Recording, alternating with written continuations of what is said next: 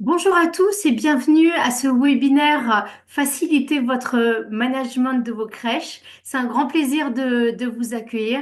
J'ai été particulièrement touchée récemment par le partage de certaines directrices de crèches par rapport voilà, au sens de leur travail et par rapport à la joie qu'elles avaient de participer à l'épanouissement des enfants et de leur famille, et en même temps le partage de leurs difficultés, d'avoir parfois envie de jeter l'éponge, et notamment par rapport à des questions de management, par rapport à des questions de recrutement, par rapport aux lois, aux législations, enfin toute la charge mentale que ça peut représenter. Donc j'ai eu envie de vous partager des expériences que j'ai pu mener avec des crèches avec lesquelles je collabore depuis une dizaine d'années. Et donc, c'est avec grand plaisir que je vous accueille. Alors, au programme de ce webinaire d'1 heure et quart, nous aurons le plaisir d'accueillir dans un petit moment Sophie Cabella. Sophie Cabella est directrice de crèche et fondatrice de la crèche Les Petits Trésors, et je l'accompagne sur les bases donc du leadership éthique depuis une dizaine d'années, elle et son équipe, une équipe assez réduite de 4-5 personnes. Et donc, ce que je vous propose, c'est de vous partager très rapidement les bases, qu'est-ce que le leadership éthique et pourquoi ça peut effectivement apporter des repères à vos équipes et puis des solutions efficaces par rapport au management d'une crèche.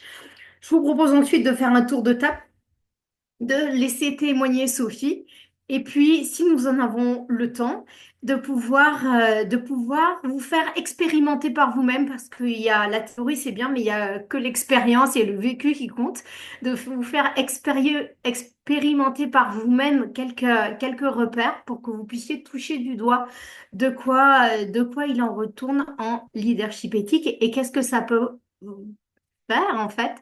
Qu'est-ce que ça peut créer? Qu'est-ce que ça peut toucher quand on commence à pointer ce regard sur le savoir-être? Voilà. Et puis, nous garderons du temps pour les questions-réponses et aussi des questions-réponses avec Sophie si elle ne peut pas rester jusqu'à la fin du webinaire. Voilà.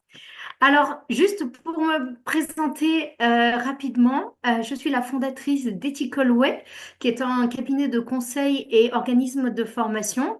Depuis 10 ans que j'ai créé Ethical Way, en fait, je travaille beaucoup, beaucoup dans l'enseignement supérieur et aussi avec, je dirais, les grands enfants, mais avec les petits enfants dans le monde de la petite enfance. Et, euh, et en fait, mon début de parcours professionnel n'était pas du tout lié à la petite enfance, puisque j'étais responsable marketing dans le secteur informatique. Donc, j'y ai travaillé pendant 15 ans en me disant que ça avait du sens, et ça en avait certainement, puisque, bon, je me disais, j'aide les entreprises dans leur gestion, avec des logiciels de gestion, etc. Et puis, quand est né mon premier enfant, j'ai commencé à avoir une quête de sens et des questionnements par rapport à est-ce que vraiment ce que je fais toute la journée, est-ce que ma contribution est telle que ça vaut le coup de le laisser à l'âge de 3 mois à la crèche? J'avais une place en crèche. Est-ce que ça vaut le coup de le laisser à la crèche pour faire ce que tu fais? Voilà. Et voilà. Cette question est venue et revenue, et je me suis lancée dans un parcours en 3 ans pour devenir consultante en leadership éthique, c'est-à-dire trouver plus de sens dans le projet. Et ce qui m'a interpellée au cours de ces 3 ans, c'est que je sortais d'une école de management et que j'avais appris tout sauf appris à manager. C'est-à-dire manager, je n'avais jamais entendu parler du mot savoir-être. Je n'avais jamais entendu parler de terrain commun, je n'avais d'empathie, de prise de recul, etc. Et en fait, ça a été une évidence pour moi que de me dire, si j'ai envie que les choses changent dans le milieu professionnel, que les managers, que les entrepreneurs, que les personnes qui sont à la direction d'établissements puissent créer le plus de sens possible et le plus d'effets positifs possible, eh bien ces repères que j'ai appris, j'ai besoin de les transmettre le plus tôt possible pour que les étudiants, par exemple, créent des projets à impact positif et s'orientent vers ça, et qu'aussi que les managers et dirigeants puissent repositionner quand c'est nécessaire eh bien, leur entreprise, leur projet pour créer la plus haute qualité possible pour les êtres humains. Donc, vous voyez qu'on n'est pas loin du sens, évidemment, de la petite enfance, parce que vous êtes dans un métier qui crée déjà beaucoup de sens, c'est une évidence. Donc voilà, ça me parlait. Et voilà, je sais pas, les planètes étaient alignées avec ces envies-là. Mon premier partenaire entreprise il y a 10 ans a été la crèche Les Étoiles qui se situe à Marly-le-Roi. Donc voilà, c'est comme ça que j'ai commencé à travailler avec les acteurs de la petite enfance. Voilà. Alors, pourquoi j'accompagne les crèches? Alors, ayant été, étant maman de deux enfants, ayant eu deux places en crèche, avec un soulagement, mais je ne sais pas, incommensurable quand j'ai su que j'avais des places en crèche, j'ai été marquée par le fait que bah, dans la société, ce sont des métiers peu valorisés. Donc c'est en fait inversement proportionnel du soulagement et de la sécurité que cela crée aux parents. Donc je trouve ça pas juste du tout. Euh, j'ai aussi constaté dans les établissements où j'ai pu aller et la société n'aide pas, qu'il y avait un manque cruel de valorisation, pas forcément par vous, les dirigeants des crèches, mais par les personnes elles-mêmes et par aussi le fait que ben, des fois, on a entendu quand on était plus jeune que si on n'était pas tout à fait dans les clous, dans les attentes de l'école, qu'on allait finir par faire un CAP petite enfance. Et donc forcément, ben, ça joue ensuite dans le positionnement vis-à-vis de parents par rapport à ma confiance en moi, par rapport à est-ce que je vais arriver à gérer les tout petits, les grands, les parents, etc. Donc ça m'a touchée. Et puis aussi pour voilà qui je suis moi pour parler aux parents de leurs enfants et de les aider dans leur parentalité. Voilà ce que j'ai pu constater dans mes premières interventions en crèche. Donc, et comme ces enfants, c'est la nouvelle génération, c'est en fait c'est l'avenir de l'humanité, c'est voilà, c'est pour moi c'est fondamental de qu'ils puissent apprendre de qui nous sommes et que du coup nous puissions leur apporter le meilleur en commençant par travailler sur nous parce que voilà, nous apportons, nous débordons de qui nous sommes. Voilà. Voilà pour moi. Et donc, j'ai créé une entreprise qui appartient au réseau du leadership éthique. Le leadership éthique, qu'est-ce que c'est en quelques mots? Bah, c'est une ingénierie, c'est une approche globale qui a été fondée par Edelgud, que vous voyez en photo ici, qui a écrit un livre qui s'appelle Now or Never, l'urgence d'agir. C'est un livre qui a bientôt 20 ans et elle était vraiment pionnière pour voir déjà les constats du monde et ce dont nous avions besoin. Et en fait, c'est une approche vraiment qui est universelle, donc qui s'applique à tout être humain, qui est basée sur des repères universels, fondamentaux que nous partageons tous. Je pourrais y revenir plus tard, bien sûr, mais en fait, au fond, nous voulons tous la même chose. Nous voulons la sécurité, nous voulons la santé, nous voulons être respectés, être inclus, pouvoir nous épanouir. Voilà, au fond, nous voulons la même chose. Et pourquoi? Ben, dans les structures, dans les entreprises, nous constatons parfois autant de souffrances, notamment de souffrances au travail. Donc voilà, c'est une approche qui est vraiment basée sur le respect des êtres humains, qui met l'être humain vraiment, vraiment au cœur des préoccupations et qui est applicable à tous les secteurs. Donc, je le fais dans l'éducation avec l'enseignement supérieur. J'ai des amis formés comme moi qui interviennent dans la partie reforestation, dans les arts, dans le domaine de la santé, dans le domaine de l'éducation collège primaire. Vous connaissez peut-être l'école Living School, la transition énergétique avec un cube éthique. Donc, il y a un réseau d'entreprises qui sont orientées et qui ont été créées sur les bases du leadership éthique. Et donc, c'est d'ailleurs avec un certain nombre d'autres consultants qui sont formés comme moi que nous pouvons intervenir à plusieurs dans vos établissements en ayant la garantie que nous partageons les mêmes repères, les mêmes vécus et la même qualité à apporter. Voilà. Et en quoi cette ingénierie, elle est innovante? Parce qu'elle va se baser sur quelque chose qu'on n'a pas appris, c'est-à-dire à regarder le plein, à regarder le plein potentiel et à mobiliser le plein potentiel de chaque personne, de pouvoir en fait créer une dynamique d'évolution. C'est ça en fait le leadership éthique et finalement le cœur de ce webinaire, c'est comment créer une dynamique d'évolution individuelle et ensuite collective en équipe pour que au niveau ensuite des savoir-faire et des situations créées, ça amène plus de qualité. Donc, en fait, comment mettre en route chaque personne? Et nous avons tous une marge d'évolution et nous avons tous déjà des très belles réussites et des choses qui sont belles et qui sont là, qui sont bien posées, plein de qualité, de richesse. Et en même temps, nous avons tous, et jusqu'à la fin de notre vie, une capacité à évoluer. Et ça va pas de soi. Voilà, donc c'est vraiment l'enjeu en fait de ce webinaire. Et en fait, l'idée, et c'est là que ça fait une différence avec le développement personnel, qui est déjà super. Le développement personnel, c'est déjà de se mettre en mouvement pour soi, pour s'alléger, se faciliter des choses, etc. Là, en leadership éthique, c'est d'emblée de se mettre en mouvement pour une contribution positive au monde. Donc, pour faire en sorte que je sois épanouie et que les autres le soient à leur tour. Donc évidemment, dans votre secteur, on pense tout de suite à l'épanouissement des enfants, à l'épanouissement de vos équipes et à l'épanouissement des parents. Voilà. Donc voilà, le thème qui m'anime, c'est ça, de commencer par nous, de commencer par soi en termes d'épanouissement et de sens au travail et de pouvoir permettre aux autres d'être épanouis aussi et de trouver ce même sens au travail. Voilà. Voilà pour ce qui me concerne en quelques mots. Bien sûr, on pourrait en parler beaucoup plus. Ce que je vous propose, nous sommes en petit comité, je vous propose à tour de rôle d'ouvrir vos micros et puis de pouvoir vous présenter peut-être votre crèche, votre rôle, la région dans laquelle vous êtes, puisque c'est la magie de la visio, et puis aussi pourquoi vous êtes là particulièrement aujourd'hui.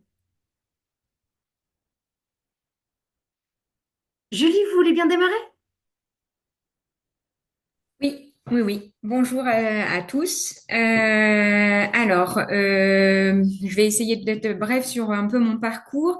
Je suis actuellement coordinatrice dans le groupe Shifumi. C'est assez récent, depuis octobre dernier.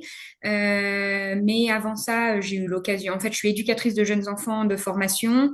J'ai eu l'occasion de travailler dans divers environnements, notamment à l'hôpital avec en accueil, mais vraiment en rôle EJE, hein.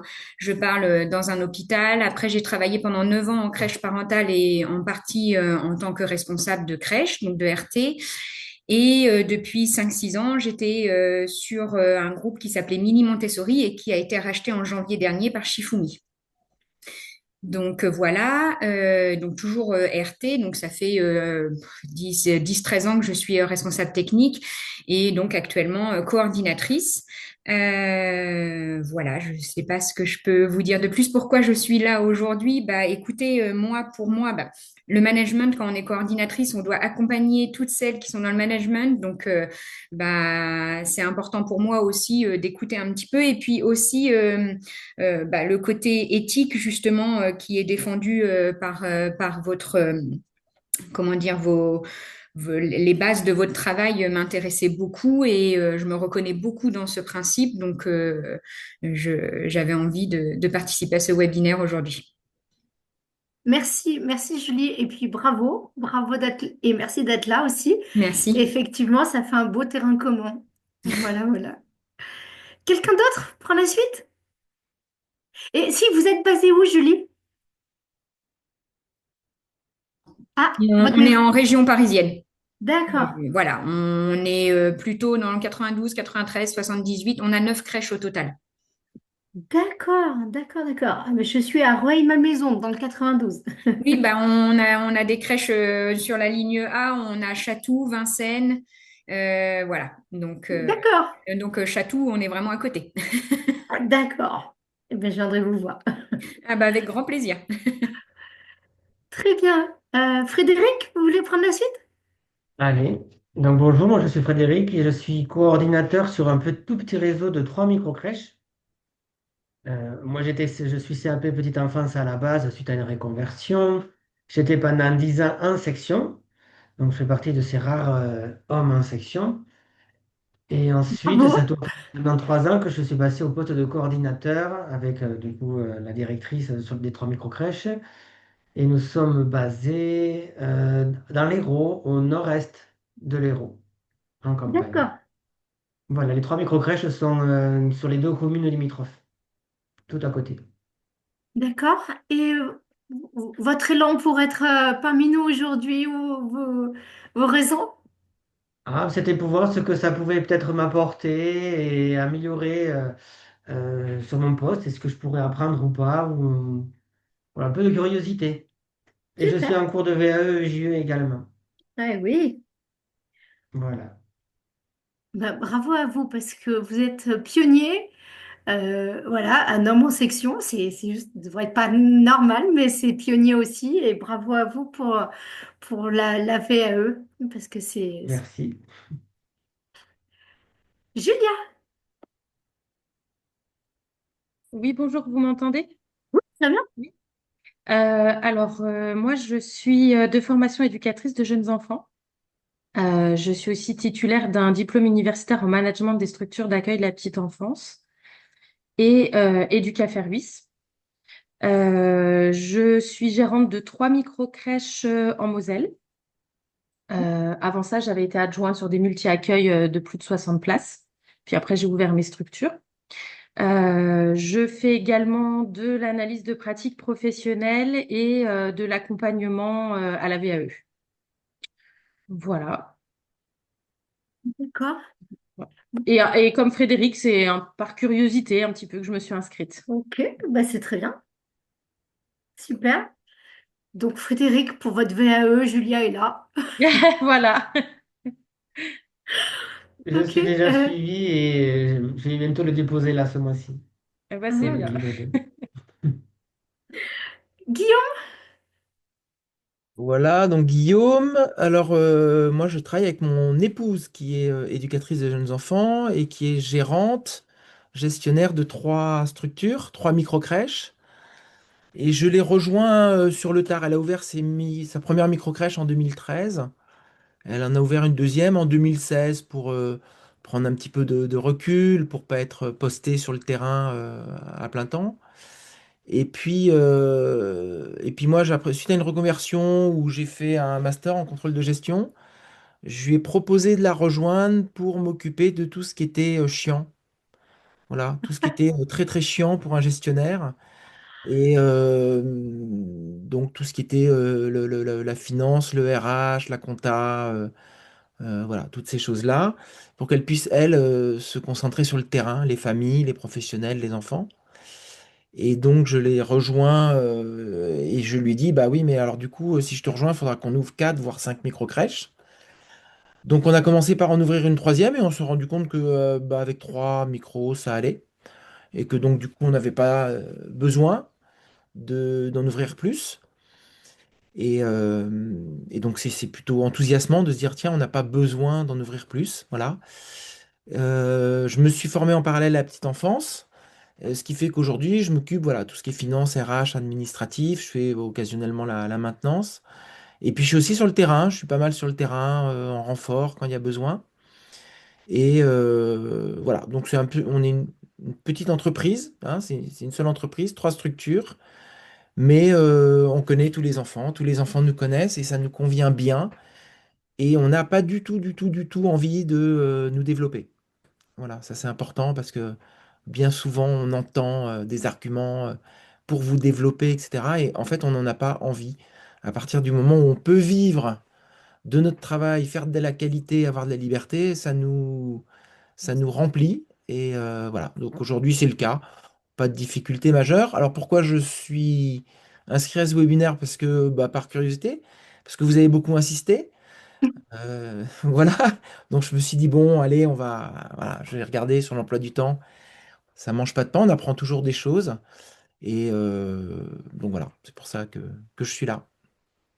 Ok, très bien. Et juste une question, est-ce qu'il y a le côté RH administratif, et il y en a beaucoup, et il y a le côté vraiment management opérationnel des équipes. C'est quelque chose que vous prenez en compte aussi dans vos responsabilités, ou c'est plutôt... Oui, sur le recrutement, sur les entretiens, le suivi, l'organisation des formations, de séminaires, de journées cohésion, voilà, de répondre à toutes les questions.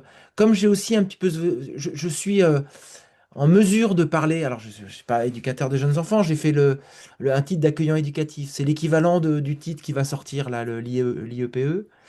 Je suis capable de, enfin voilà, je suis pas complètement nul en pédagogie, donc je suis capable de tenir un petit peu la conversation. Et oui, j'interviens régulièrement sur du management. En tout cas, sur tout ce qui est contrat, planning,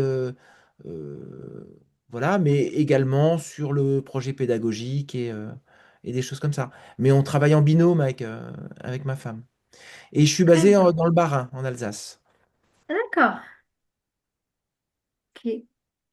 Ben, merci beaucoup. Et voilà, belle synchronicité. Au moment de la fin du tour de table, arrive Sophie Cavella, que je vous ai présentée en quelques mots. Donc, Sophie Cavella, qui est directrice fondatrice de la crèche Les Petits Trésors à Paris 19e. Donc, Sophie, je te laisse peut-être juste te présenter. Ensuite, j'amène quelques éléments et après, je te laisse témoigner. C'est bon pour toi? Bah oui, mais t'as déjà tout dit. Bonjour tout le monde. Donc moi c'est Sophie, je suis gestionnaire d'une microcrèche à Paris 19e depuis 13 ans. Une petite microcrèche qui accueille donc comme tout le monde ici, je pense à peu près 11 enfants, qui a pour principal projet pédagogique le savoir-être dont Carole va vous parler pendant la réunion. Je ne sais pas si tu as déjà abordé certains sujets ou pas. Voilà, donc Ok, merci Sophie. Merci Sophie. Et voilà, je voulais juste vous partager quelques constats que vous connaissez évidemment par cœur parce que vous êtes justement concernés. En fait, voilà, moi, ce qui m'avait touchée dans ces constats, c'est à la fois euh, une espèce de tiraillement entre la qualité perçue qui est super bonne. Les recommandations, les parents vous recommandent à plus de 93%. Les enfants, les parents ont le sentiment que leurs enfants sont heureux d'aller à la crèche, ce qui est quand même l'essentiel, etc. Et de l'autre côté, eh bien, comme vous avez pu l'évoquer, des pénuries de personnel, des manques de valorisation des métiers, de la lourdeur administrative, une pression financière aussi, des réformes, dont celle pour septembre 2026, et qui créent finalement, eh ben, à part quand on a Guillaume avec nous qui s'occupe de ce qui est chiant, mais pas que, je pense, Guillaume, euh, c'est qu'en fait, ça pourrait nous faire perdre le sens et en fait et la vocation de ce métier, de devoir gérer des recrutements à un certain rythme. Le casse-tête des plannings et également ben, les déséquilibres que ça crée pour les enfants quand ils ont et la personne qui s'occupe d'eux pour faire l'intégration et que c'est plus cette personne-là qu'un jour plus tard, forcément, voilà, ça crée des déséquilibres. Et tout ça peut créer effectivement avec un contexte de bruit, de fatigue, de contraintes, de réformes, etc. Eh bien, voilà, du turnover, un sentiment de pas forcément être très, très épanoui. Et surtout, finalement, d'être un peu, comme me disait, pas Sophie, mais Mélanie Mazie, d'être parfois en pilote automatique dans le management de la crèche et voilà, d'être un peu moins connecté aux besoins des enfants en instantané. C'est-à-dire de faire les choses en pilotage parce que je dois le faire et peut-être un peu moins avec une vraie présence et de la vraie disponibilité. Donc c'est pour ça que, voilà, de quoi il est question en leadership éthique et pourquoi Sophie a mentionné de nouveau le terme savoir-être. Eh bien, c'est la chose suivante, c'est que en leadership éthique, nous allons partir du postulat de base que nous avons tous et toutes, un immense potentiel infini de création et de réalisation.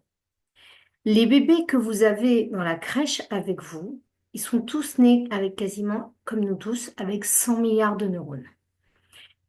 Ils vont tous mettre, et vous le savez mieux que moi, ils vont tous s'y reprendre à 3000 ou à 4000 reprises pour apprendre à marcher. Donc, donc, nous sommes, ces êtres humains, naturellement persévérants. À la fin de la semaine, nous sommes jeudi. Bon, demain soir, un peu fatigué de la semaine de travail, nous aurons encore un nombre illimité d'idées. C'est-à-dire que nous n'avons pas un quota à atteindre. Ah, je suis jeudi, là, je suis à 82 idées, ça va bientôt bloquer à 100. Non, c'est infini en fait. Si je le fais pas comme ça, je le ferai comme ça. Tiens, j'ai pensé à autre chose. Donc, nous avons cet immense potentiel-là qui ne demande qu'à sortir. Maintenant, et c'est ce que vous voyez dans le trait qui vient d'apparaître sur le schéma, eh bien, nous sommes dans une société où il y a des normes. Et nous pouvons quand même constater que si ce trait il est assez bas dans le cercle, c'est que la norme aujourd'hui, elle est quand même assez détériorée, assez dégradée. Que ce soit, par exemple, pour vous dire que ben, le jour de la bascule, je ne sais pas si ça vous parle, mais le jour de la bascule, c'est le jour où nous avons plus consommé de ressources que ce que la planète peut nous donner en une année. Ce jour de la bascule, il était en octobre, il y a 30 ans. Aujourd'hui, il est au mois de mai. Ce n'est pas normal. Et c'est un peu devenu la norme. Nous entendons ça chaque année, etc., etc. Voilà. Pour beaucoup d'enfants, plus de la moitié des enfants disent qu'ils vont à l'école avec la boule au ventre. Soit stressés par les parents, soit parce qu'ils se trouvent en insécurité dans leur établissement. Donc, est-ce que c'est normal? Absolument pas. Par contre, quand vous avez 50% des enfants qui le disent, ça commence à devenir la norme. Voyez? Donc, en fait, en leadership éthique, on se dit, bah, si la norme, c'est ça, bah, c'est bien d'être hors norme, de faire les choses hors norme et de pouvoir finalement s'appuyer sur autre chose que ce qui est le plus communément partagé. Et le plus communément partagé, c'est plus de pointer ce qui va pas, les manques, les peut mieux faire auxquels nous avons été habitués, plutôt que le plein. Donc en fait, le leadership éthique, c'est vraiment une dynamique d'évolution pour prendre conscience de son potentiel, prendre conscience de toutes les qualités que nous avons déjà, même si nous ne les avons pas toutes expérimentées, mais elles sont là, de pouvoir voir toutes nos richesses, de célébrer nos réussites pour améliorer notre estime de nous, la confiance en nous, et pour que, en fait, ce potentiel devienne palpable, mobilisable, activable. C'est-à-dire que si en situation de stress, notamment, si je n'ai pas conscience de mes qualités, je ne vais pas savoir gérer. Si j'ai conscience de mes qualités, alors là, ça devient déjà plus facile. Donc en fait, prendre conscience de ce potentiel pour l'activer, qu'est-ce que ça crée? Ben, vous voyez toutes les flèches là qui sont sur l'écran. Bien en fait, plus je prends conscience de mon potentiel, de mes capacités, de mes compétences, de mes talents et de mes richesses, plus ça sort tout seul. Et quand ça sort, ben, c'est plus de joie de savoir que ça va m'être facile de parler à ce parent ce soir. C'est plus de joie de sentir que, oh, facile, c'est moi qui suis d'activité sieste aujourd'hui pour leur permettre de s'endormir facilement et je sais que je peux. Je n'ai pas peur. Je n'ai pas peur de me faire engueuler le soir parce que si je dis que l'enfant n'a pas dormi, alors les parents vont projeter qu'ils vont passer une sale soirée. Donc en fait, plus je prends conscience du positif et de tout ce que j'ai déjà accompli, de tout ce qui est déjà là, et bien plus, ça va me faciliter la vie et moins vous aurez de choses à gérer. C'est valable pour vous et c'est valable pour toutes les personnes de vos équipes. Donc, bien sûr, en leadership éthique, nous avons la tête dans les étoiles, mais nous avons aussi les pieds bien collés au sol. Donc, ça n'exclut pas de regarder ce qui a besoin d'être amélioré. Et nous allons en parler. Mais le principe de base, voilà, en leadership éthique, c'est de pouvoir créer une dynamique d'évolution qui est vraiment plaisante, en fait. C'est pas je dois travailler sur moi et c'est voilà parce que avec de la culpabilité, c'est vraiment une joie de pouvoir travailler sur soi, s'alléger et voir que nous évoluons et à chaque réussite de pouvoir se dire comme la tablette de chocolat, j'ai envie du carreau d'après. Donc c'est vraiment ça le travail que nous faisons en leadership éthique. Et si je devais vous l'illustrer par ce schéma, et après je laisse la parole à Sophie pour qu'elle témoigne de ce que ça fait concrètement depuis 10 ans dans sa crèche, c'est que le savoir-être, il est au centre, il est à la source, d'accord? C'est-à-dire que les enfants vont apprendre de qui nous sommes, pas forcément que de ce qu'on leur dit, mais de comment on l'incarne, comment on le fait vibrer auprès d'eux. Donc, c'est évident que sur un métier aussi humain qu'est le vôtre, que vous demandiez à vos équipes de travailler sur leur humanité et ce qui fait leur humanité, leur savoir-être, c'est logique. Et donc, le savoir-être, en fait, il est à la source et c'est lui qui va s'infuser au niveau de tous les savoir-faire. Donc, qu'est-ce que c'est les savoir-faire dans une crèche? Ben, déjà, évidemment, c'est de prendre soin des enfants. Voilà, savoir-faire numéro un. C'est de pouvoir communiquer avec les collègues, s'organiser et puis communiquer aussi avec les parents. C'est de savoir poser le cadre. Poser le cadre avec les enfants, mais poser le cadre parfois avec les parents. C'est d'oser donner ses idées. Quand vous faites des réunions pédagogiques, par exemple, et de pouvoir proposer et de participer à la vie de la crèche. C'est de répondre le mieux possible aux besoins des enfants. C'est dans vos savoir-faire. C'est aussi de savoir demander de l'aide.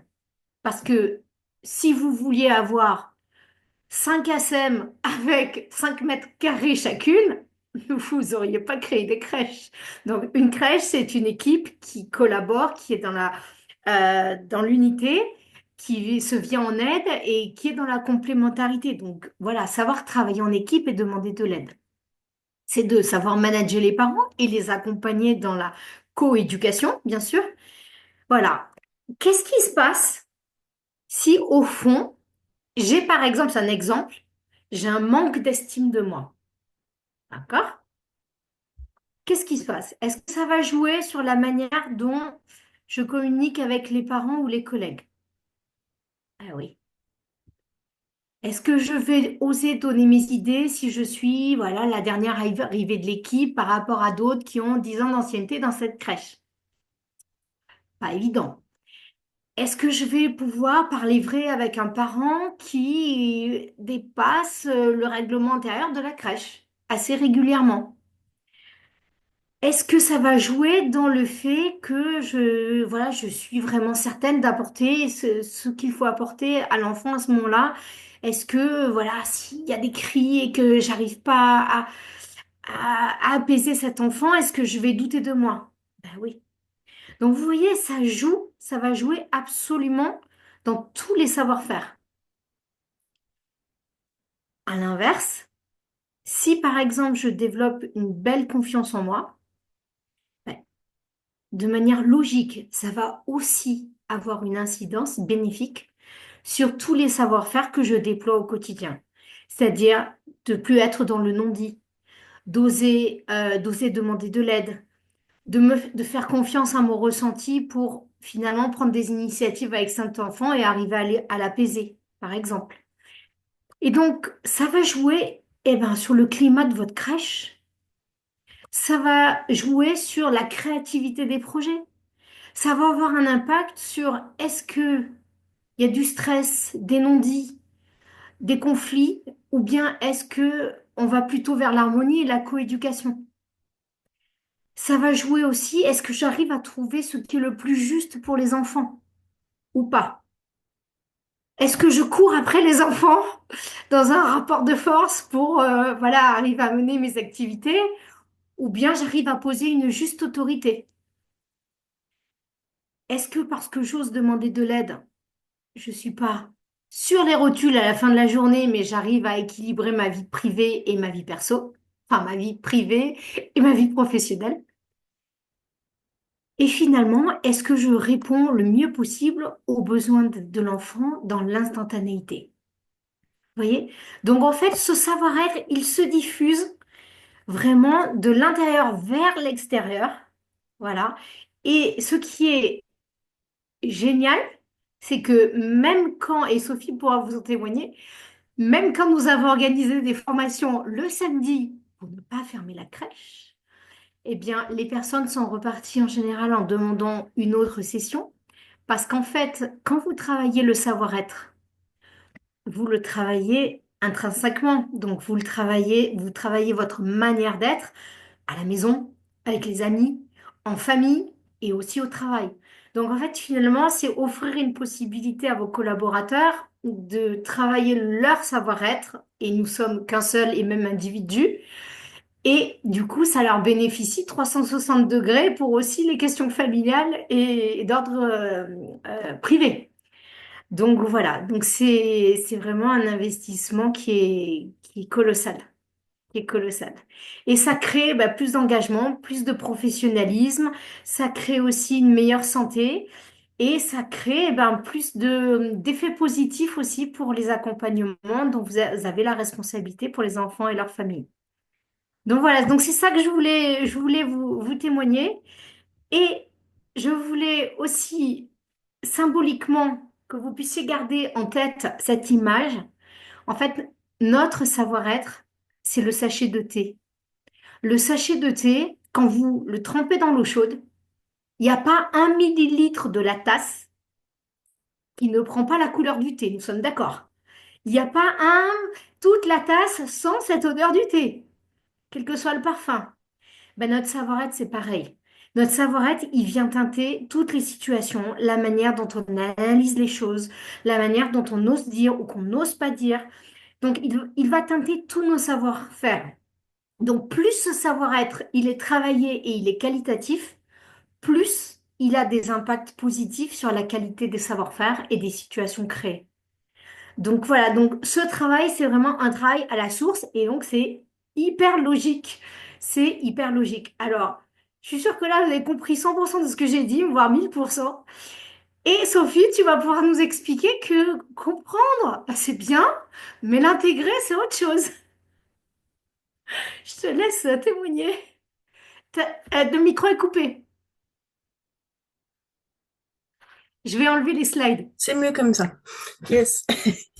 Oui, alors du coup, effectivement, merci pour ce petit rappel. Ça fait toujours du bien réentendre et réentendre après toutes ces années. Pour vous resituer un petit peu quand même, j'ai pas dit tout à l'heure, mais donc j'ai ouvert la crèche il y a 13 ans, après avoir été enseignante en petite section en école pendant une dizaine d'années.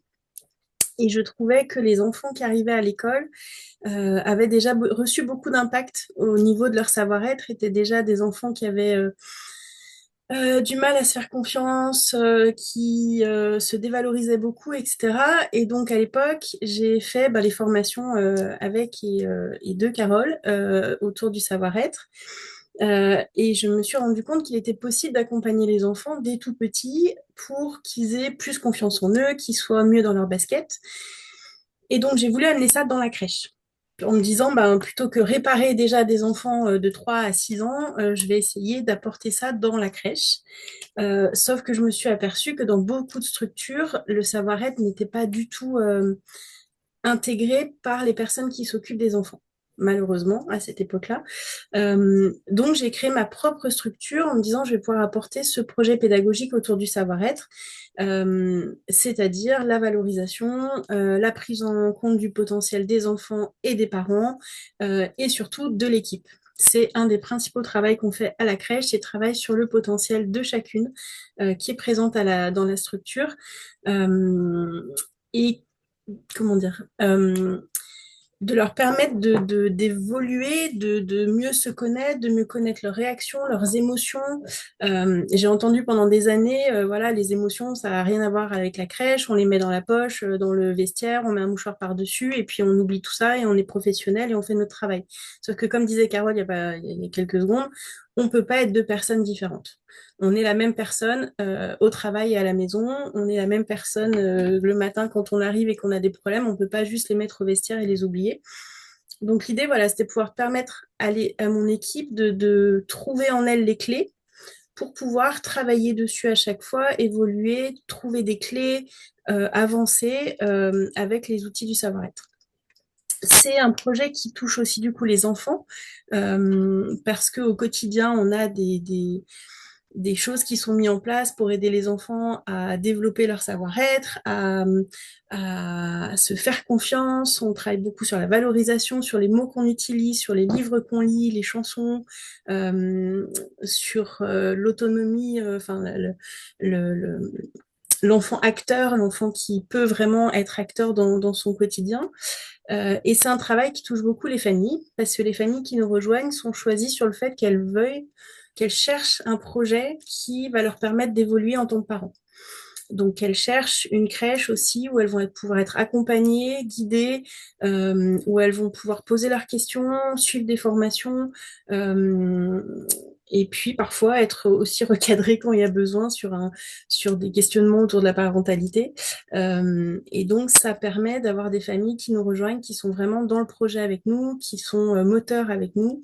Et ça fait 13 ans qu'on a des familles chaque année qui s'investissent, qui participent, qui sont présents formation. On a des rendez-vous individuels 2 à 3 fois par an et sur lesquels on va faire un point sur les enfants et sur les questionnements par rapport aux enfants.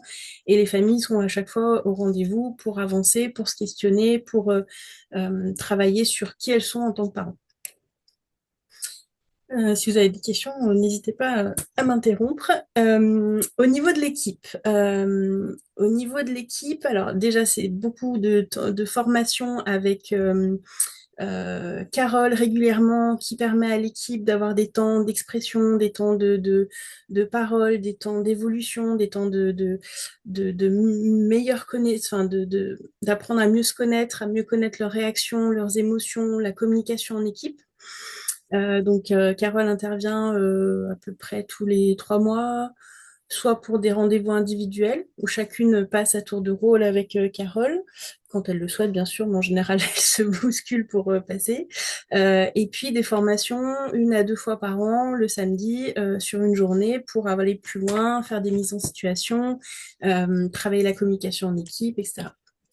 C'est aussi beaucoup des temps de réunion avec moi individuellement. Alors au début, quand elles arrivent dans la crèche, c'est à peu près 1 fois par semaine, et ensuite 1 fois tous les 15 jours, puis 1 fois par mois, où on va vraiment prendre le temps de voir comment ça va pour elles, où elles en sont, quelles sont leurs difficultés, comment ça se passe avec les enfants, avec les parents, est-ce qu'il y a des difficultés avec certains, et travailler toujours en profondeur sur elles. S'il y a une difficulté avec un enfant, par exemple, ou avec un parent, c'est qu'est-ce que ça crée chez toi, comment tu te sens par rapport à ça, quelle émotion tu mets dedans, etc. Et ce travail-là en profondeur sur le savoir-être, ça leur permet d'être la première responsable toujours de la situation et donc de pouvoir agir derrière, de pouvoir mettre en place des choses pour que ça se passe mieux, que ce soit avec le parent ou avec l'enfant. Et puis, c'est des temps de réunion d'équipe où on va travailler sur la communication en équipe, on travaille beaucoup sur la valorisation, on a un cahier de réussite en équipe où on note chaque semaine les réussites de la semaine, la réussite des enfants, les réussites de chacune, les réussites communes. On a des temps de programmation annuelle où on va remettre en place les bases de ce qu'on a envie d'apporter aux enfants, aux parents et à nous-mêmes. On a beaucoup de temps aussi de réflexion commune, de recherche de solutions sur des petites difficultés, etc. C'est beaucoup de fluidité en fait. Ça apporte beaucoup de fluidité de tout le monde qui arrive à mieux exprimer ce qu'elle ressent, à toujours être dans une recherche de comment moi je me situe par rapport à ça et comment je trouve des clés, et pas elle a fait ci, elle a fait ça, le parent il a fait ci, ou c'est les enfants ils sont comme ça. C'est moi, comment je me sens par rapport à ça et qu'est-ce que je peux faire, qu'est-ce que je peux mettre en place. Voilà, que dire d'autre? Dans les bons côtés, juste pour faire un petit point là-dessus, c'est des bons et des moins bons côtés. Dans les bons côtés, c'est que voilà, comme je disais, c'est plus de fluidité, plus de communication en équipe, enfin l'équipe elle est soudée.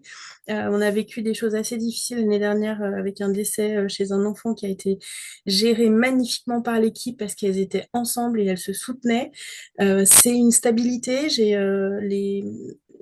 j'ai 7 personnes dans l'équipe. Il y en a 5 qui sont là depuis plus de 4 ans.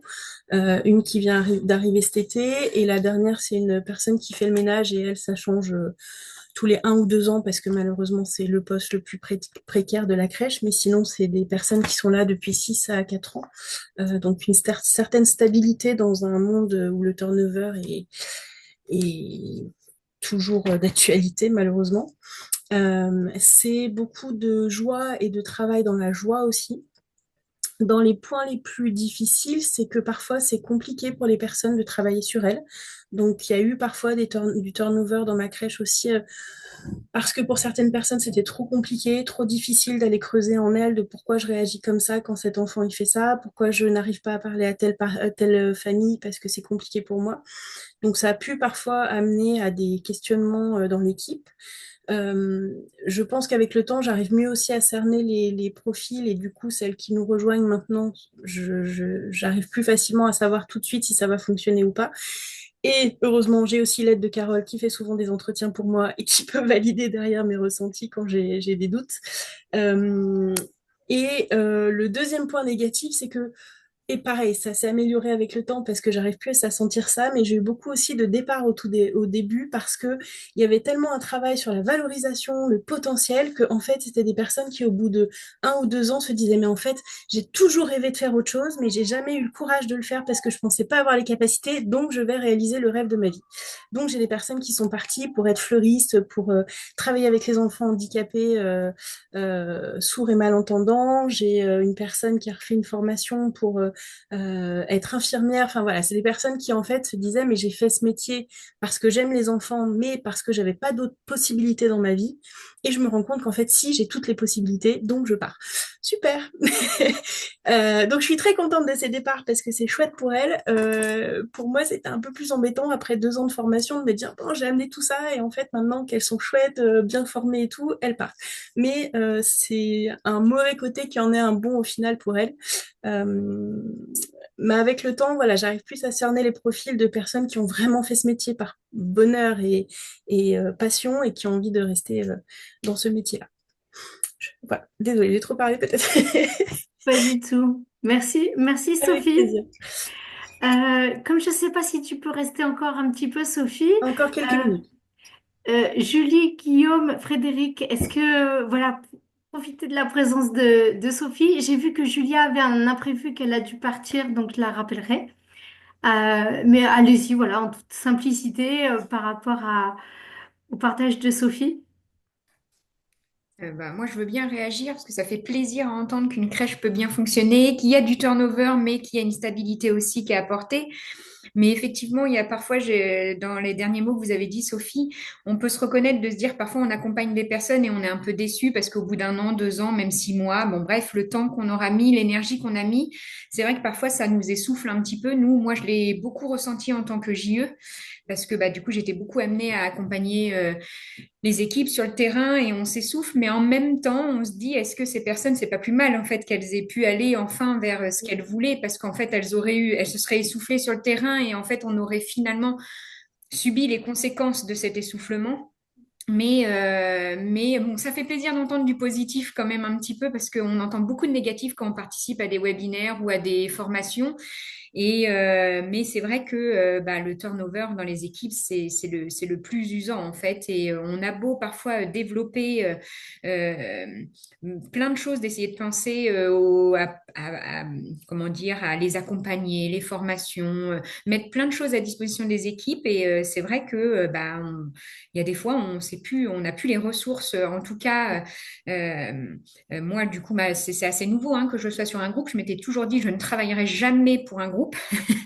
Et aujourd'hui, je dois aider les 2 gestionnaires de Shifumi à les accompagner dans le management des directrices. Mais finalement, je me dis que bah, il y a aussi plein de potentiel hein, dans les groupes aussi. Mais voilà, bon, en tout cas, je voulais vous remercier, Sophie, d'avoir entendu du positif aussi plus que du négatif.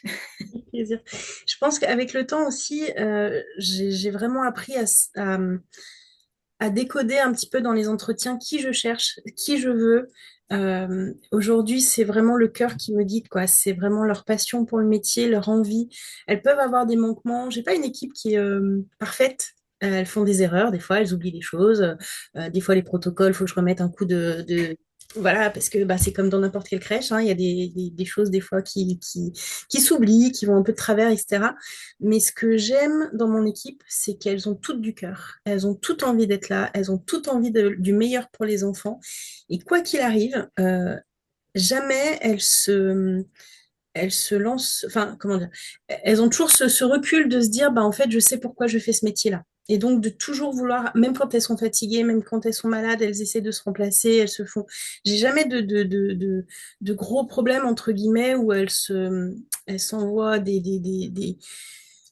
comment dire, elles se tapent dessus, quoi, entre guillemets, où elles se renvoient la faute. Il peut y avoir des frictions entre les unes et les autres, mais on arrive toujours à en parler, à sortir le truc. Carole intervient parfois quand il y a besoin, parce qu'on est des êtres humains, il y a des fatigues, des choses comme ça. Mais c'est le fait qu'elles aiment leur métier, et ça, maintenant, en entretien, pour moi, c'est la base que je recherche. C'est pas forcément. Alors, le diplôme, malheureusement, on est obligé aujourd'hui, mais c'est pas forcément que le diplôme, c'est vraiment qui elles sont au fond d'elles, pourquoi elles font ce métier-là. Et ça permet vraiment d'éviter les turnovers, d'éviter les remises en question au bout de 6 mois, mais pourquoi je suis là? Et en fait, j'ai envie d'aller voir ailleurs, etc. Et elles ont envie de rester au final. Et vous avez raison, Sophie. En fait, le problème, c'est que je trouve qu'aujourd'hui, moi qui ai fait beaucoup de recrutement ces derniers mois, ben, en fait, on les trouve plus beaucoup, ces personnes qui ont vraiment envie de faire ce métier, peu importe le diplôme, hein. Parce qu'en plus, pour moi, le diplôme veut dire tout et rien en soi. Parce que j'ai des super personnes qui ont même qu'un bac SSP et qui sont au top du top. Et je peux avoir une JE en face de moi qui, en fait, voilà. Donc, comme quoi, parfois, ça veut rien dire. Le niveau, en tout cas scolaire, on va dire ça comme Bien ça. sûr. Euh, mais malheureusement, nous, en tout cas, je me retrouve là récemment, hein, encore plus face à des personnes qui, on se demande pourquoi elles sont là. Mais sauf que bah, parfois, on ne le voit pas à l'entretien. Moi, alors après, on a d'autres manières de les accompagner. On les accompagne aussi parce que il faut les aider à se dévoiler aussi un petit peu parfois. Mais c'est pas évident hein, de se retrouver. Là, Carole pourra vraiment vous accompagner là-dessus sur comment faire, enfin, dans l'annonce, dans les recrutements, dans les questions à poser avant l'entretien, etc. Enfin, moi, elle m'a beaucoup guidée là-dessus pour justement déjà écarter toutes les personnes qui me semblaient pas correspondre à ce que je cherchais avec Ouais. quelques questions clés et ça va beaucoup plus vite en fait. Oui, j'imagine que de toute façon, puis en plus avec le temps, on apprend aussi, hein, on apprend Aussi, de bien nos sûr. erreurs, hein. D'ailleurs, c'est comme ça qu'on accompagne nos équipes aussi, hein. Ce qu'on leur dit, Tout c'est à pas fait. grave, plantez-vous Alors, et on va se planter ensemble. je vais juste, Pardon, pardon. non, c'est pas grave, c'est que c'est passionnant. Nous avons encore un quart d'heure. Peut-être Frédéric Guillaume, vous vouliez poser une question à Sophie ou apporter un commentaire? Bah, moi, je voulais aller dans le sens de Sophie. Effectivement, pour moi, ce qui compte, c'est le savoir-être. Le savoir-faire, franchement, enfin, savoir changer une couche, si tu sais pas, t'apprends, quoi. Et puis, si tu le fais pas bien, c'est pas grave. Ce qui est important, c'est l'échange qu'on a avec l'enfant. C'est pas si le truc, il est fait dans l'ordre ou je sais pas quoi. Bon. Donc, ça, voilà. Je déplore, comme Sophie, cette histoire de diplôme. Parce que en fait, franchement, on s'en fout enfin, c'est pipeau ce diplôme, c'est une grosse, c'est une vaste blague. Un CAP petite enfance, donc une gamine qui a 16, 17, 18 ans passe le CAP petite enfance parce qu'elle n'a pas envie d'aller bosser dans l'hôtellerie ou être en caisse, parce que effectivement, on lui a dit à l'école, toi t'es trop nul, donc tu vas aller faire un CAP et donc comme tu es une fille, c'est coiffure ou petite enfance. C'est Donc facile voilà, les et nous on enfants. récupère cette population qui est diplômée et qui bah, enfin voilà, est là un petit peu par hasard. C'est catastrophique d'autant que, alors je veux pas généraliser, je sais que Frédéric a fait un CAP, il y a également des gens qui font ça par vocation, et on en a, et on en trouve. Mais bien souvent, c'est plutôt par des reconversions. Les neurosciences nous apprennent que le développement du cerveau, c'est pas avant 25, voire on parle même de 32 ans aujourd'hui, hein. Héloïse Junier nous a fait une conférence il y a 3 jours. On parle de 32 ans. Bon, c'est après 25 ans. Et donc aujourd'hui, on va confier l'accompagnement du développement des enfants à des gens qui n'ont pas fini de leur. Enfin, c'est quand même dramatique. Et c'est vraiment dire, mais en fait, ça n'a aucune importance. Ces enfants, on s'en fout. Moi, c'est dramatique. Et ces gens qui ont 25 ans et qui aimeraient faire une reconversion et qui potentiellement ont le cerveau qui est capable de prendre en charge l'accompagnement du développement, bah, en fait, ils peuvent pas se former parce que l'apprentissage, ça, c'est fermé. Enfin, il n'y a pas moyen. Donc, aujourd'hui, ce diplôme, il est contre-productif. Le fait de dire on veut des gens diplômés, c'est contre-productif. Nous, chez nous, on est des professionnels de la petite enfance, mais putain, c'est nous qui décidons avec qui on va travailler et qui est en mesure de faire le travail. C'est pas la PMI. C'est pas la PMI qui veut me dire, lui, il peut ouvrir. Et bon, voilà. Donc, je reviens après mon coup de gueule. Je suis d'accord avec Sophie. Ce qui compte, c'est le savoir-être. C'est très important. Nous, nos équipes, moi, ce que je dis à mes équipes, je dis ce que j'attends de vous, c'est que vous preniez du plaisir à venir travailler. Voilà. Moi, mon rôle, c'est de faire en sorte que vous ayez les moyens de prendre du plaisir pour venir travailler. Si vous prenez du plaisir, vous ferez une bonne prise en charge des enfants et tout le monde sera content et tout va bien se passer. Si vous ne prenez pas de plaisir, faut partir. Voilà. Et pour moi, c'est primordial, au-delà de ces questions de diplôme, de savoir-faire, etc. Bien sûr. C'est- c'est- De voilà. quoi est-il question? Au fond, c'est une question qu'on pose beaucoup en leadership éthique, c'est de quoi est-il question au fond? Mm, Et du coup, voilà, nous apprenons aussi à faire la différence entre le principe qui est mm, immuable, c'est la sécurité des enfants, c'est l'épanouissement des enfants, et le nôtre aussi, parce qu'on fait partie de la big picture, et qu'est-ce qui est de l'ordre de la modalité?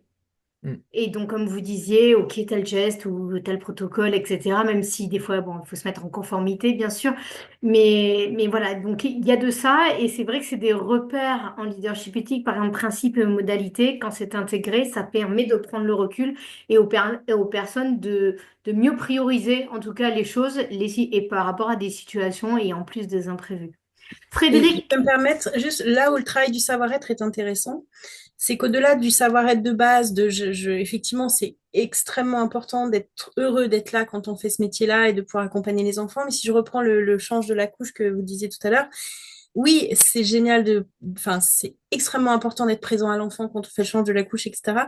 Le savoir-être, ça va aussi permettre de prendre du recul derrière et de se dire, voilà, qu'est-ce que j'ai éventuellement pas fait comme il faut? Qu'est-ce que je peux travailler sur moi pour que la prochaine fois ce soit encore mieux. Un exemple tout bête, il n'y a pas longtemps, chez moi, parce que ça arrive aussi, on a oublié de changer la couche d'un enfant qui était là juste l'après-midi, il est reparti avec la même couche le soir. Euh, et ben ça a été un travail d'équipe énorme qu'elles ont tout de suite fait d'elles-mêmes, de se dire ok, qu'est-ce qui s'est passé, où est-ce qu'on a merdé, qu'est-ce qu'il y a eu, ah oui, moi j'étais pas comme ça ce jour-là, j'étais là, j'étais pas bien, je me sentais pas ci, je me sentais pas là. Des excuses auprès des parents, tout de suite une mise en place de protocole pour que ça n'arrive plus, et ça c'est venu de l'équipe directement parce qu'elles avaient ce travail sur elles qui était déjà en place. merci Sophie. Frédéric, je vous laisse, si vous voulez commenter. Ah, mais il y a beaucoup de choses qui ont déjà été dites, mais oui, le savoir-être, forcément, de l'équipe, c'est primordial aussi. Nous, on regarde toujours aussi au recrutement. Nous, on n'a pas trop de turnover, hein, mais il y en a quand même quelques fois pour des grossesses ou pour des maladies. Là, actuellement, on a 5 grossesses sur 15 personnes d'un coup. Donc c'est déjà pas mal. Donc là, oui, on a fait beaucoup de recrutement, on a beaucoup regardé le savoir-être, mais ouais, le caractère humain, pour voir surtout si la personne allait s'intégrer dans l'équipe. On a surtout regardé ça. Bon, évidemment, le savoir-faire, hein, forcément, et le diplôme maintenant, bien sûr, mais le savoir, enfin, on regardait surtout savoir si elle allait pouvoir s'intégrer dans l'équipe, bien s'entendre avec les filles de l'équipe. Parce qu'il faut vraiment que, nous, c'est comme ça qu'on le voit, c'est qu'il faut vraiment que l'équipe soit harmonieuse et s'entende bien entre elles. Et ça se répercute sur le travail sur les enfants et les enfants se sentent mieux derrière aussi. Tout Enfin, à c'est tout fait. un cercle vicieux. On Vertueux. essaie de regarder ça. C'est pas facile. Vertueux. Ben, en fait, je vais vous partager ce que finalement, concrètement, enfin, très concrètement, c'est Sophie qui vous l'a dit. Mais je voulais vous partager, voilà, une de ces dernières illustrations pour vous montrer finalement en quoi ça peut vous faciliter le management globalement. En fait, puisque ce cercle représente un être humain, chaque être humain avec son immense potentiel, sa créativité, son potentiel de réalisation, de concrétisation, eh bien, nous allons d'un côté, eh bien, travailler tout ce qui est non-jugement. Parce que je peux pas avoir une meilleure estime de moi si je passe mon temps à me juger en me disant que je suis nulle à ça, et que de toute manière, j'arriverai pas à les endormir, ou que cet enfant, il est turbulent et que moi, j'arrive jamais à le gérer par rapport aux autres. Vous voyez, ce type de choses. Donc, non-jugement vis-à-vis de moi, non-jugement vis-à-vis des autres ou vis-à-vis des parents. Nous travaillons la valorisation, comme Sophie vous l'a dit, et donc du coup, les réussites. Et c'est pas parce que je suis payée pour ça que je n'ai pas de réussite. Parce que c'est mon boulot finalement. On pourrait se dire, oh, bah, ça casse pas trois pattes à un canard, t'es payé pour ça. Bah non, c'est que justement, je suis payée pour ça, mais je le fais bien. Et donc de prendre l'habitude d'intégrer et de voir mes réussites pour que je vois aussi les qualités que je développe au fur et à mesure et que je ne banalise pas. Voilà, ça c'est un fléau, hein. Ensuite, en fait, ça crée quoi? Qu'est-ce que ça crée de faire déjà ces deux choses-là? Ça crée de mieux s'identifier à son potentiel et non pas s'identifier au manque. Donc, ça permet aux personnes d'avoir plus confiance en elles, de prendre des initiatives et de développer aussi plus de positivité, moins de peur, l'absence de critique, l'absence de préjugés, l'absence de doute. Vous voyez, ce genre de choses. Donc, d'un côté, nous allons travailler à fond sur la valorisation de tout ce qui est existant, de tout le potentiel. Et en même temps, comme je vous l'ai dit tout à l'heure, nous sommes la tête dans les étoiles en essayant de créer le meilleur. Et en même temps, les pieds bien collés au sol. Nous avons tous, et c'est très important ce que je veux vous dire, nous sommes pur potentiel et nous avons un ego à gérer. Nous ne sommes pas notre ego. Même si des fois, nous pouvions lui laisser pas mal de place, mais nous sommes pur potentiel et nous avons un ego à gérer. Et donc cet ego là que vous voyez apparaître en rouge, comment il venait se manifester? Ben, c'est de prendre conscience déjà quand j'étais en plein dedans, donc, de faire un travail, ce qu'on appelle identifier les boutons rouges, c'est-à-dire de prendre conscience déjà de nos ressentis, de nos émotions et de voir qu'est-ce qui se jouait. Alors, l'ego, c'est pas forcément l'agressivité, la colère, et le rapport de force. Ça peut être, ah, tiens, j'évite ce parent parce qu'il m'intimide, je vais lancer une lessive et je laisse mes collègues s'en charger. Vous voyez, ça peut être ça, l'ego. Ça peut être la fuite. Ah, là, non, un autre soir, mais pas ce soir. Vous voyez? Ça peut être ça, l'ego, ça peut être ça. Ou alors ça peut dire, dis-lui toi à la manager, parce que toi, elle t'aime mieux, ça passe mieux, tu la connais mieux. Donc ça, vous voyez, c'est de l'évitement, du louvoiement, et pas une pleine affirmation. Donc voilà, c'est d'identifier toutes ces manifestations de l'ego. Nous voyons, parce que là, évidemment, en 1 heure et quart, vous voyez qu'un petit aperçu de l'ingénierie pédagogique, mais de pouvoir identifier quels sont les symptômes que j'ai quand j'étais dans cet ego, dans ces réactions émotionnelles, qu'est-ce que je ressens au niveau du corps? Qu'est-ce que je sens comme sensation au niveau du cœur? Qu'est-ce que ça crée en moi au niveau intellect? Ah ben c'est le flou, j'y vois plus rien, je tourne en boucle, je ressasse la même chose, et puis alors du coup j'ai plus du tout de créativité. Donc nous travaillons sur les 4 niveaux de potentiel de l'être humain. Et puis, ben, effectivement, pour pas y rester, nous travaillons quoi? Nous travaillons le repositionnement. Le repositionnement, qu'est-ce que c'est? Hop, je vous l'illustre là. C'est que, voilà, nous avons une personne là qui a l'habitude de faire les choses d'une certaine manière, et puis ça lui va très bien parce que ça fait des années qu'elle fait comme ça, voilà. Et puis voilà, cette personne, voilà, par exemple, hein, elle commence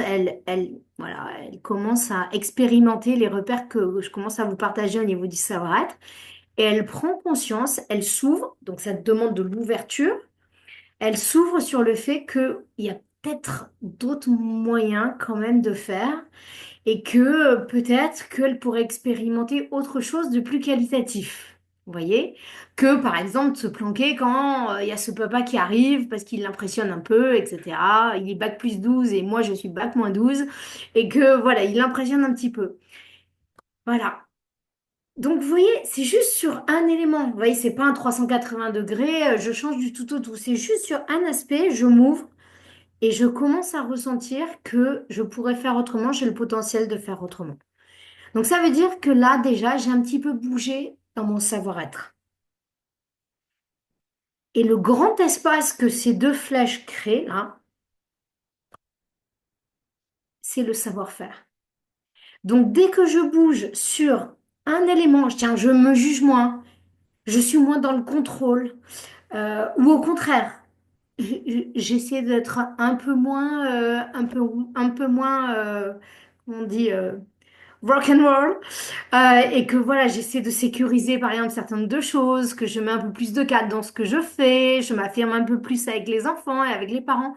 Ben, en fait, à partir du moment où déjà je bouge sur un aspect de mon savoir-être, ça a des impacts directs dans les savoir-faire. Et ce que vous voyez apparaître à l'écran, les petites flèches bleues, c'est ce que ça crée chez les autres. Tiens, mes collègues qui disent, ah tiens, elle est plus calme. D'habitude, elle n'aime pas faire cette activité avec la peinture parce que les enfants, bah, ils déposent, ils en mettent partout joyeusement. Et là, tiens, elle est plus sereine que d'habitude. Vous voyez? Et en fait, ce savoir-être, il s'exporte aussi auprès des autres qui apprécient que l'activité soit peut-être mieux cadrée, que ce soit moins le bazar, qu'il y ait moins de choses à ranger derrière. Voilà. Et si vous exportez encore ça un petit peu plus loin, bah, dans les situations concrètes créées, ça crée peut-être moins de fatigue à la fin de la journée parce que j'ai pas couru après les enfants pendant tout l'atelier. C'est plus de joie aussi et plus d'autonomie laissée aux enfants pour qu'ils découvrent par eux-mêmes au lieu de leur tenir la main pour faire des choses et de laisser plus de liberté, etc. Donc en fait, ça joue en fait sur ce que vont recevoir les enfants, ce que vont recevoir les parents. Et bien voilà, quand vous aurez, je l'espère, le plaisir de rencontrer vos bouts de chou qui auront grandi dans 15 ans et qui pourront vous dire, voilà, je me rappelle, ou que vous croiserez leurs parents qui vont vous dire, vous savez, le petit Martin, maintenant, il fait ça, et puis voilà, on se souvient encore de quand vous l'avez accompagné à marcher, etc. Donc en fait, vous voyez, le savoir-être, le savoir, le sachet de thé, c'était symbolique comme image, et là, c'est vraiment un aspect théorique pur de le savoir-être qui s'exporte, vous voyez, dans tous les savoir-faire. Et donc, l'intérêt de travailler sur ce savoir-être, eh ben, ça permet ça, en fait. Ça permet de pleinement être soi, de prendre conscience de la valeur qu'on apporte, même si sociétalement, voilà, c'est pas encore un métier qui est valorisé à sa juste place.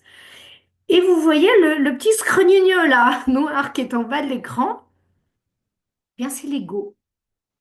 Mais et encore, j'aurais pu le mettre plus petit, mais c'est de pouvoir, voilà, prendre la mesure que cet ego, si je le laissais prendre toute la place comme un ballon de baudruche, il vient m'enquiquiner la vie et celle des autres, et finalement m'empêcher l'épanouissement et m'empêcher la qualité de mes savoir-faire. Et que si, en travaillant le savoir-être, eh bien, j'arrive à voilà, le mettre le plus possible à sa juste place. Il est toujours là, il sera toujours là, mais de pouvoir, en fait, me repositionner. Alors, des fois, ça va prendre une semaine, des fois, ça va prendre 3 jours, des fois, ça va prendre 3 heures, et puis, au fur et à mesure, ça va prendre 3 minutes pour arriver à se repositionner, se poser la question de quoi est-il question au fond et de revenir à ce qui est juste pour tout le monde. Voilà. Donc le travail que nous faisons, c'est voilà, ça, je dis pas que ça se résume à ça, ça serait bien réducteur, mais c'est en grande partie focalisé pour que vous ayez ainsi bien moins de réactions à gérer, qu'il y ait plus de joie aussi de sentir son potentiel et de le pouvoir l'exporter auprès des enfants pour qu'eux aussi le ressentent et de vous sentir légitime, que les équipes se sentent légitimes à accompagner les parents et pas de se dire qui je suis moi pour leur dire alors que c'est eux les parents et qu'en plus éventuellement ils sont bac plus 12 et que voilà et qui m'impressionnent un peu. Voilà, c'est tout ce travail-là qui nourrit l'essentiel en fait, qui vraiment nourrit l'essentiel. Et les résultats concrets, Sophie vous en a parlé, mais je vous dirais que pour moi, ce que je ressens, c'est d'avoir des repères communs, d'avoir des repères communs avec l'équipe, ce qui fait qu'on peut plus facilement se faire un petit clin d'œil en se disant t'es pas un peu énervé là ou il y aurait pas un peu de jugement? Alors, on a travaillé dans le jugement, donc du coup, tout le monde le dit sans se juger et se prendre, et voilà, et se faire travailler en miroir. De pouvoir cerner que même la personne qui, voilà, est peut-être fatiguée et qu'elle n'a pas eu les mots justes, etc., ben, de voir que elle a quand même un potentiel incroyable, mais que, voilà, elle a aussi un ego à gérer. Voilà, ça n'excuse pas tout, mais voilà. Ça sécurise les recrutements. Donc peut-être qu'en Alsace-Moselle, il y a moins ce problème de turnover qu'en région parisienne, je pense. Ça m'a l'air assez réel. Et en fait, voilà, et je reviens au titre de ce webinaire, vous facilitez le management de la crèche, c'est-à-dire d'y laisser moins d'énergie pour plus de résultats. Souvent, je dis moins de stress avec plus de résultats, plus de joie et moins d'efforts. Voilà, donc c'est ce qui me tenait à cœur vraiment de vous partager. Et c'est sûr que Sophie, elle et Mélanie Mazie aussi, je ne sais pas si vous aviez vu ce témoignage que j'avais posté, vidéo de Mélanie Mazie. Euh, c'est des choses qui mettent du temps à s'intégrer, bien sûr. En gros, un peu une déprogrammation de certains automatismes. Voilà, si j'ai l'habitude de voir le verre à moitié vide, bah, le voir à plein, ça va. Voilà, il faut que je me déprogramme un petit peu quand même. Et en même temps, il n'y a pas besoin d'attendre voilà, 10 ans de formation, comme avec l'équipe de Sophie, un peu moins longtemps avec Mélanie, pour déjà voir les évolutions et du coup d'avoir encore plus envie que les équipes se mettent en chemin.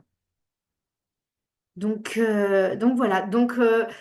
Bon, comme il est l'heure, je vous passe, mais voilà, dans cette pédagogie, vous avez à la fois pour vous dirigeants et pour les équipes tous les repères pour pouvoir s'autonomiser. C'est-à-dire que mon but n'est pas de revenir chaque année et de démultiplier le nombre de jours de formation, mais de faire en sorte que chaque équipe et que vous-même, vous puissiez ensuite en autonomie faire vivre ces repères et que ça vous facilite la vie. Et puis, c'est avec plaisir que je reviens, bien sûr. Mais voilà. Et comme vous disiez, Sophie, c'est Jusqu'après, on devient un peu accro et les équipes, elles te demandent, hein, donc on n'a pas le choix. c'est gentil, Sophie. Et après, voilà, comme vous disiez, Sophie. Et puis, j'ai vu que Guillaume avait fait des formations même le dimanche. Donc, c'est possible. Et donc, voilà, de s'organiser. Alors, dans ma petite oreillette, j'ai des directeurs de classe qui m'ont dit, on est en début d'année et ça, je l'enlèverai de la vidéo. Et les OPCO ont encore du budget. Donc, effectivement, je vous ai mis le logo Calliope parce qu'en fait, je suis partenaire de Living School qui a la certification Calliope. Donc, vous êtes tout à fait éligible à demander des formations, à être remboursé par votre co sous la tutelle Calliope. Et voilà, et nous pouvons ensuite, par la suite, moi je vous propose dès le démarrage, c'est les fondamentaux du savoir-être pour vous et pour les équipes.